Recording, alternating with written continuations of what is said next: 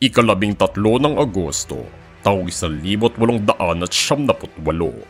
nagsimula ang isang labanan sa kalupaan ng Maynila sa mga huling bahagi ng digmaan sa Espanya at Estados Unidos pagkatapos ng tagumpay ng mga Amerikano sa Look na lungsod. Ngunit ito ay inaalala ngayon bilang ang Mock Battle of Manila dahil isa lamang itong pagkukunwaring laban na planado ng mga Espanyol at Amerikano mula sa oras na sisimulan ng pagpapaputok hanggang sa pagtigil at pagsuko ng Espanya sa lungsod para lamang hindi nila danasin ang kahihiyan na magapi ng mga Pilipino.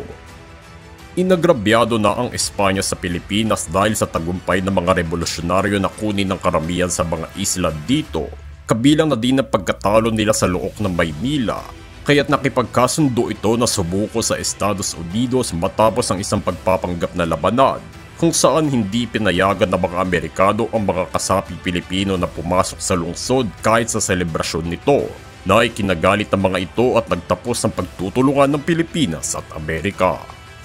Kalaunan ay ibinenta na ng Espanya ang Pilipinas sa Amerika sa pamamagitan ng isang kasunduan sa Paris ng Disyembre bilang formal na paglipat ng pagmamay-ari ng bansa sa ibang pamamahala at nagpasiklab muli ng isang bagong digmaan sa mga Pilipino at nagbarka ng bagong kolonisador sa kasaysayan ng bansa.